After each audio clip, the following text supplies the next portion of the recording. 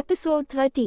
रेहाना का घर। रेहाना ने जब बोला कंपनी शेखावत की है तो मिस्टर चौहान थोड़े परेशान हो गए और उन्होंने रेहाना और अहाना को तुरंत मना कर दिया। रेहाना बोली लेकिन पापा। तभी मिस्टर चौहान बोले अंदर जाओ, मुझे कुछ वक्त अकेला रहना है। रेहाना और अहाना अंदर चले जाते हैं। रोनित बोला काका आपने मना क्यों करा? मिस्टर चौहान बोले क्या तुम जानते नहीं हो उसके पापा ने क्या करा था? रोनित बोला नहीं काका। रोनित बोला मैं बस इतना जानता हूँ, रुद्र कोई गलत बिजनेस नहीं करता और लड़कियों की इज्जत करना जानता है। रोनित बोला आप रुद्र को पसंद नहीं करते? मिस्टर चौहान बोले वो मुझे नहीं करता पसंद और अगर उसको पता लगा अहाना मेरी बेटी है तो उसका भी करियर खराब हो जाएगा। रोनित बोला ऐसा कभी नहीं होगा, आप उसको परमिशन दे दो। जहाँ तक मुझे पता है रुद्र का बिजनेस ही इतना चरम पर है कि उसको ऐसे विज्ञापन की जरूरत नहीं है। बात कुछ और है, आप टेंशन मत लो। एक टाइम पर मैं और रुद्र दोनों गहरे दोस्त थे। मैं जानता हूँ उसको, हमारी लड़ाई कुछ और है, लेकिन अहाना को नुकसान पहुँचाए इतना गिरा हुआ नहीं है। मुंबई का माफिया है वो, उसको कुछ करना होता तो ऐसे विज्ञापन का सहारा ना लेता, ये आप भी अच्छे से जानते हो। चौहान बोले मेरी रुद्र से कोई दुश्मनी नहीं है, मैं तो उससे बहुत प्यार करता हूँ, लेकिन बीते हुए कुछ वजह से उसके मन में मेरे लिए कड़वाहट है। रोनित बोला काका उस दिन में नहीं जानता हमारे अस्पताल में भर्ती होने के बाद क्या हुआ, लेकिन अभी बस इतना कह सकता हूँ रुद्र कितना भी खराब क्यों ना हो लेकिन अहाना उसकी कंपनी में सेफ है।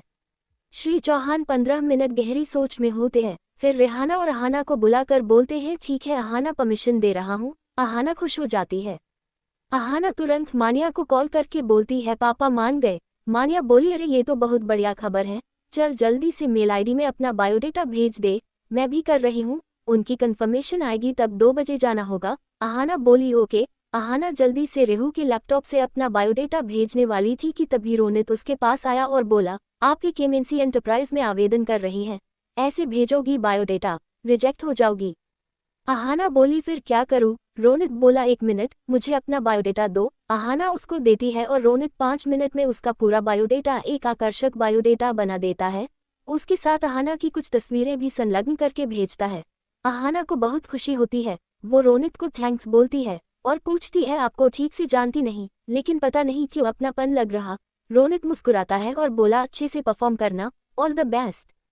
रेहाना ये सब बाहर से देखती है और बोली आहू तूने क्यों उसकी मदद ली? अहाना बोली रेहू वो अच्छा है। रेहाना बोली मेरा और दिमाग मत खा। अहाना बोली अच्छा ठीक है, मेरे साथ मॉल चल। रेहू बोली ठीक है। लावण्या के रूम में रेहू जाती है तो देखा लावण्या ऑनलाइन क्लास अटेंड कर रही थी। रेहाना की देखकर लावण्या ने इशारा से पूछा तो रेहाना ने एक पेपर में लिखा मॉल जा रहे हैं, तू भी चलेगी? लावण्या ने भी लिखकर बोला मेरी बैक टू बैक क्लास है, नहीं आ पाऊंगी। रेहाना वहां से चली गई। दूसरी तरफ मिस्टर रॉय का फोन रुद्र को आता है। रुद्र बोला क्या अपडेट है? रॉय बोला सर उनका सीवी आ गया है। रुद्र तिरछा मुस्कुराया और बोला उसको बिल्कुल पता नहीं लगना चाहिए कि मालिक कौन है, जब कॉन्ट्रैक्ट साइन हो जाए फिर बताना। रॉय ओके बोलता है। रुद्र राहुल को फोन करके बोला मेरी मीटिंग मिस्टर देव मल्होत्रा के साथ फिक्स करो। राहुल ओके बोलता है। रुद्र अपना ब्लेजर उठाकर घर की तरफ निकल जाता है। रोशनी के ऑफिस। आज कुछ अपॉइंटमेंट होने वाली है, तभी एक लड़के की एंट्री होती है। रोशनी बोली कमिंग इन। वो लड़का अंदर आया, चेहरे से गॉगल्स निकालकर। एक हैंडसम लड़का करीब 42 साल का वहां कुर्सी पर बैठा। रेहाना के हाथ एक सीवी था। उसने कहा तो मिस्टर अमरीश आपके पास इतनी योग्यता है तो आप ये नौकरी क्यों चाहते हैं? तभी एक जानी पहचानी आवाज रोशनी के कान में पड़ी क्योंकि मैं आपके साथ रहना चाहता हूँ। ये सुनकर रोशनी ने जैसे ही देखा उसकी सांस 1 सेकंड के लिए थम गई। रोशनी सिर्फ इतना बोली तुम जिंदा हो? वो हैंडसम लड़का बोला क्यों तुम्हें दुख हुआ मुझे जिंदा देखकर? रोशनी बोली कहाँ थे तुम?